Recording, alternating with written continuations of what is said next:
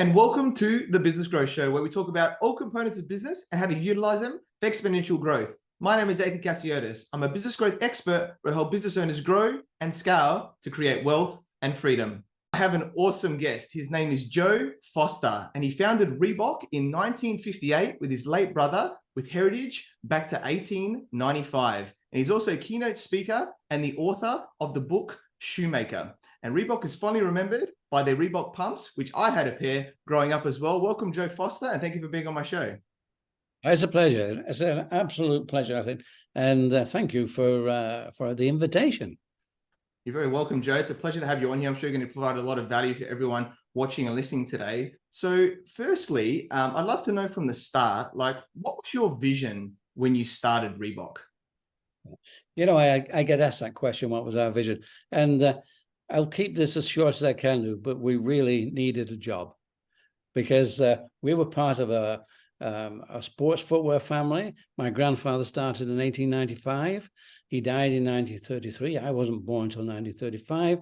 So his two sons, my uncle and my father, took on his business. Unfortunately, I don't know whether they had his business acumen or his ability to develop the brand, but they couldn't get on with each other. They fought, and that's not good for a company.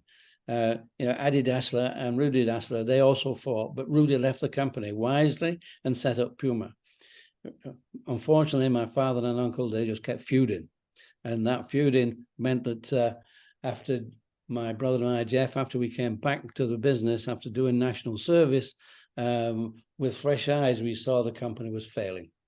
And it was going down. And no matter what I tried and what we both tried with my father to get him to see this, all he could say was, look, when I'm gone and your uncle's gone, this business is yours. You can do what you like with it.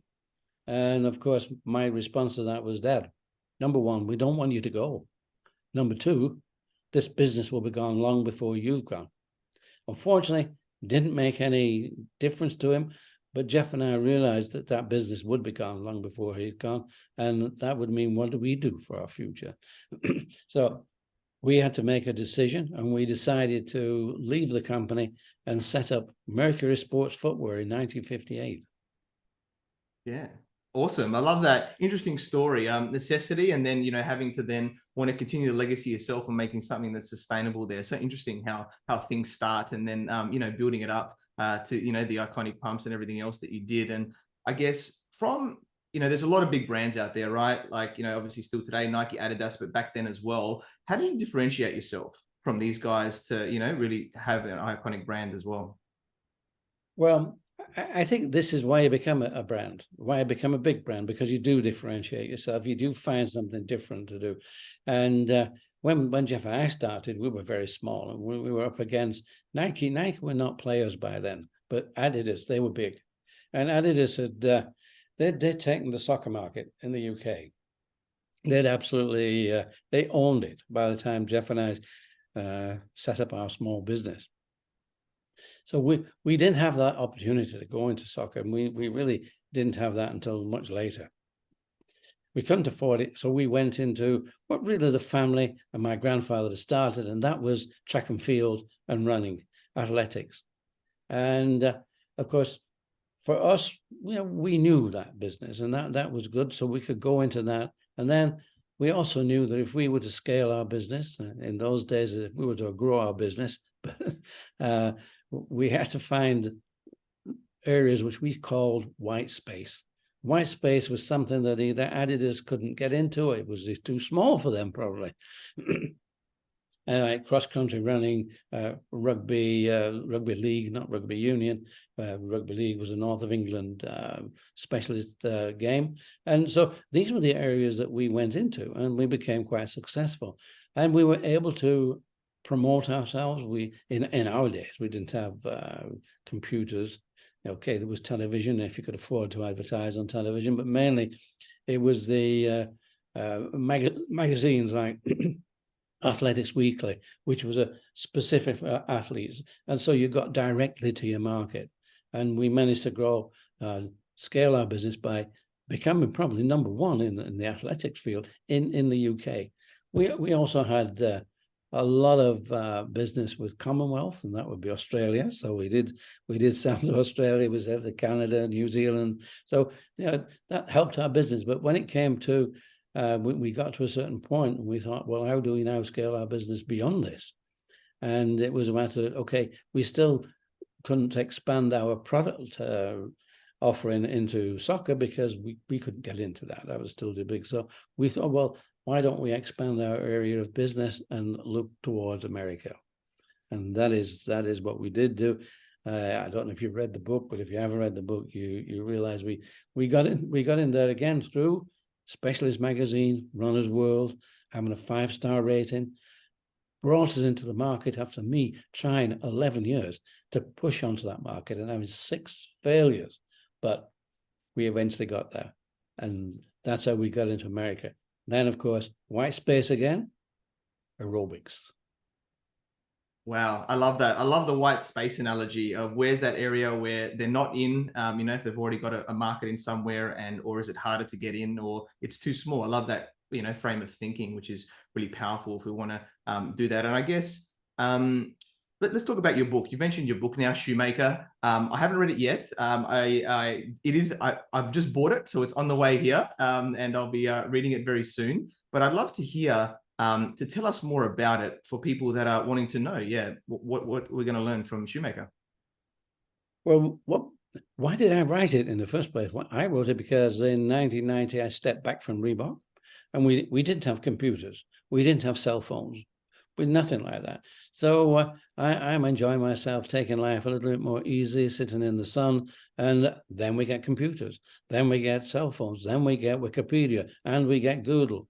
And they start telling me how Reebok started. And of course, it's wrong.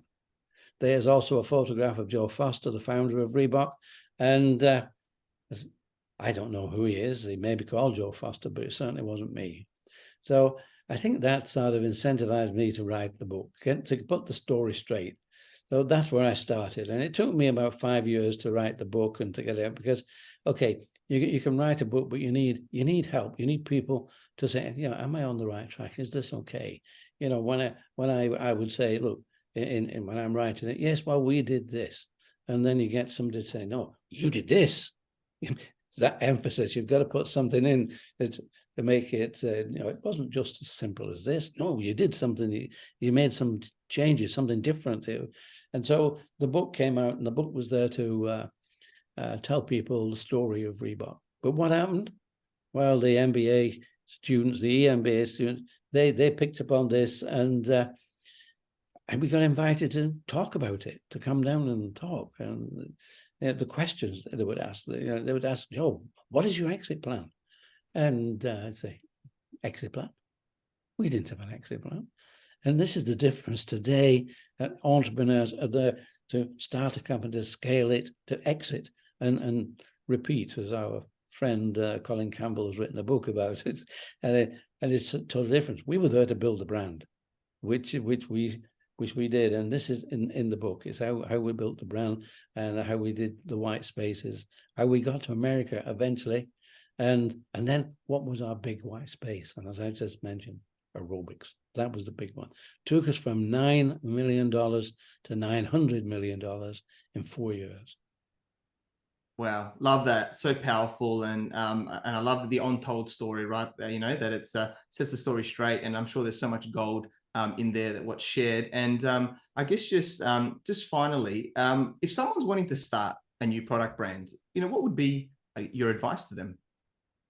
Well, my advice is, first of all, do you know your market? Because the market is going to be the difficult one. If you're starting something new, it's usually because you know how to make it, you know where to get it, you know what the right things are to do. And if you've thought it out properly, you look for a space, again, that white space, to think that you're making something different. Just copying what's on the market it's difficult unless you've got some very good retail connections where you can get in there at a better price or something like that. But if you want to make it as a brand and you want to get into that, really get into the market, you've got to find the spaces. You've got to look at your marketing. Today, I can go back to the 1950s, and influencers were essential. Even go back to 1895, my grandfather gave his shoes to athletes, and by 1904 he had world records. He had 3 world records in his shoes. So this is what you've got to decide: is how do you market it? How do you make your product visible? And today it's still influencers, but there's lots of influencers about now. So you've got to decide, where would you like to go? Is there a person? What's going to be the influence, and can you afford it? Because today it costs money. In our day, we just needed to give the product. That was enough. Free product got you your influencers. Today it's a business. Influencing is a business now, and you have to pay for that. So you have to decide if you have the finance to do that, or if you're willing to give part of your company, a percentage, small percentage, to get that influencer. And so these are decisions you've got to make as you're going into it. The product, you've got to have the right product. You've got to make sure it's competitive, it's good. And if you can get something with a difference, that's even better. But it's getting people to know it, getting people to see it. And that's where, and I don't think there's any way around it. Finding influencers is very important. Then I think you have a chance to do something on this market. Yeah, love it. So much value there. Thank you, Joe. I know your time is precious. It's been a pleasure interviewing you here. And you create an iconic brand and sharing your story with your book. So how can people follow you online and buy your book? How can I follow us online? Instagram. They can follow us on Instagram. Is that Reebok The Founder? Yes. Reebok The Founder on Instagram. And yes, the book is on Amazon. See, my external hard drive is telling me what to say right now. Yes. I love it. So Instagram, Reebok The Founder, as well as the book on Amazon, Shoemaker. It's going to be a great book. And yeah, thank you so much, Joe. It's been a pleasure interviewing you here on the Business Growth Show. And look forward to connecting with you further and help spreading a message with helping people know the journey and growing their businesses. Anytime, Athin, and it's been a pleasure. And all the best with your business. And I hope it scales pretty well. Thank you, everyone, for watching and listening to this show where we talk about everything on business growth. And please like, subscribe, and leave us a 5-star review. You can find me on LinkedIn, Facebook, Instagram, and YouTube as Athin Cassiotis, or visit my website, athincassiotis.com. If you want to grow and scale your business, you can reach out to me on any platform to see if we're a good fit. I completely agree with you, or do I? The only way you know is if you tune in next time. So until next time, remember that our business grows when we learn skills and take action using them in spite of fear. So remember to design your growth and results.